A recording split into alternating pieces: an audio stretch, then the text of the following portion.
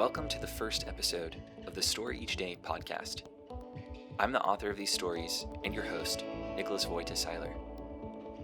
In this podcast, each episode is a different story that I wrote during this project, and I'll talk a little bit about how I wrote each story, what was going on in my life, and what I learned about writing it. For those of you who are unfamiliar with this project was a literary project in which I wrote one short story every single day for an entire year. This podcast will be a reading of 52 of my favorite stories. The first story I'm going to read is called A Nice Little Brown Paper Bag of Groceries, and I wrote it on April 2nd, 2014. So this was about 3 or 4 months into the project, and I was definitely wrestling with the creative process that an artist goes through in creating something every single day. So I'll stop talking about the story and I'll actually read it to you. A Nice Little Brown Paper Bag of Groceries. Written on April 2nd, 2014. For A Story Each Day. I'm starting to hate my life. Not because I'm a terrible person. I'm not suicidal, and I don't hate life itself. I'm starting to hate my life. Because I have ideas that are in my head, burning and fighting, like little Olympic gods, cramped inside my skull, and they just won't stop. They wrestle every night, and I can feel them punching each other. It's not the best feeling, but without them, I don't feel very much at all. Oh, that's schizophrenia. I've heard before, but no, it's not. This is different, I'm sure of it. These small little deities aren't personalities, and if they were, they wouldn't be my personalities. They have voices, of course, who doesn't, but they aren't my voices. These demigods are just ideas, though they fight each other in a way that would make Charles Darwin proud that he named his theory survival of the fittest. It's a beautiful battle, but bloody and horrific. It's one that has no escape, and rarely a resolution. On the outside, my eyelids twitch because I only got about 3 hours of sleep last night.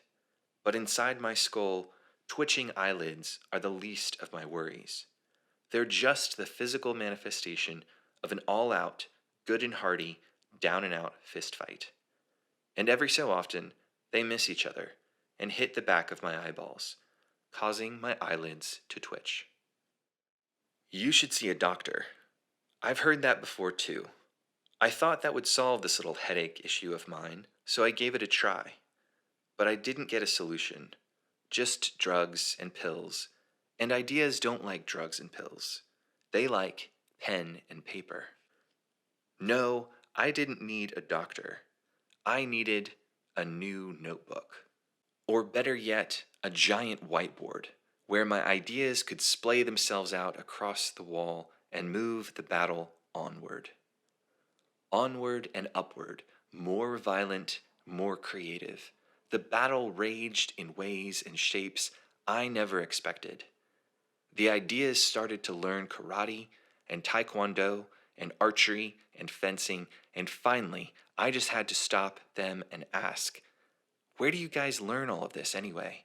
I don't know any of this. But of course they didn't answer. They just kept on fighting until it wasn't just twitchy eyelids, but muscle spasms and jittery fingers and achy backs and stiff knees. Finally, I met a man who shared the same problem, enduring the endless fighting across a war-torn no-man's land inside his brain. I happened to take a seat next to him on the trolley. He took one look at me and said, "It's the ideas, isn't it?" "Yes, of course, you have them too," I said, sounding like an excited schoolboy going through puberty. "How do you survive them?" He looked at me and smiled. "Oh, I put them all down. They're under control. The only thing they do now is knock on my door when they're hungry, and I bring them a nice little brown paper bag of groceries. And that keeps them quiet for a while." "Oh," I said, startled quite a bit. And before I had the chance to ask whether or not it was worth it, the trolley stopped and the man got off. Just then, I heard a knocking on the door to my brain, followed by the terrible bang of a grenade going off inside my head. A nice little brown paper bag of groceries, I thought. You traded your raging ideas for a nice little brown paper bag full of groceries? You traded your sleepless nights, your wild rabbit filled conversations, your crazed poetry filled stampedes, your ballistic word cannons and semi automatic illustration sprees, and violent brainstorming escapades and spontaneous, directionless wandering for peace of mind and a bag of groceries. I shrugged and stayed on that goddamn trolley, wherever it was going to take me, my eyelids twitching at every stop. So I wrote this story, I guess it was 4 months into, let's see, January, February, March, April. Well, it was April 2nd, so it was 3 months, 3 full months into this project. So I had written about, I guess it was 90 stories at that point, and I think I was beginning to feel some of the difficulty of turning out a story every single day. It's not an easy project for sure, and at the time I was living in New York City. I had lived there for about 8 months at that point, and I think just the pace of everything is much faster in New York City. What I found was that the time that I needed to write this project, it had to take place at night because, you know, my commute into work was about an hour, and I had to be there, in the morning, and so it just made more sense to do this writing at night. And unfortunately, I wasn't able to learn how to write on the subway, although that probably would have been a good practice. Um, so I would get home, um, you know, 6 or 7 o'clock most days, and I would start writing then. And the goal was to write a story um, before I fell asleep. And I think that you can see a lot of that struggle in this story. You can start to see sort of the exhaustion that I was beginning to feel, and but also, there's this there are a lot of artists and a lot of writers who talk about sort of the struggle and the battle with the creative side. The creative part of these artists and writers tends to get characterized as this wild force, this uncontrollable force, and then there's you, the part that wants to be able to live a normal and steady life, and so there's very often in a lot of you could almost say mythology of artists or creative people, there's this struggle, and I think that's one of the things this story characterizes is that struggle.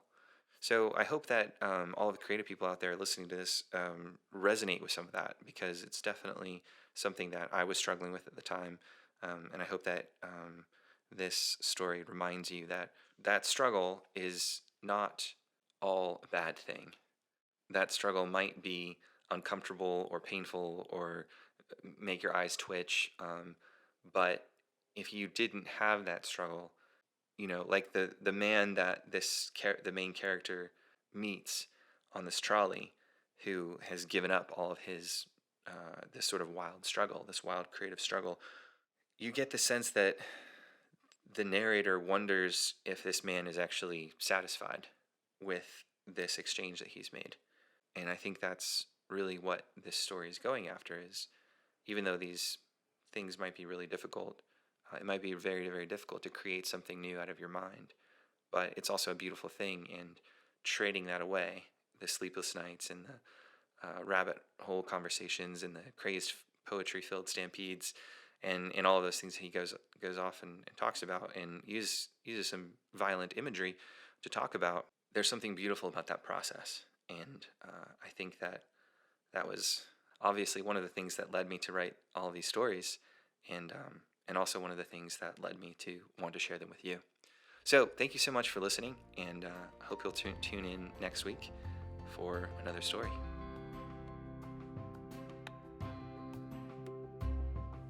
A Story Each Day was written by me, Nicholas Voita-Seiler. Music in this episode by Blue Dot Sessions and David Sesday. You can read more of these stories, purchase the collection, or subscribe to hear updates about my upcoming novel by going to astoryeachday.com. Thanks for listening.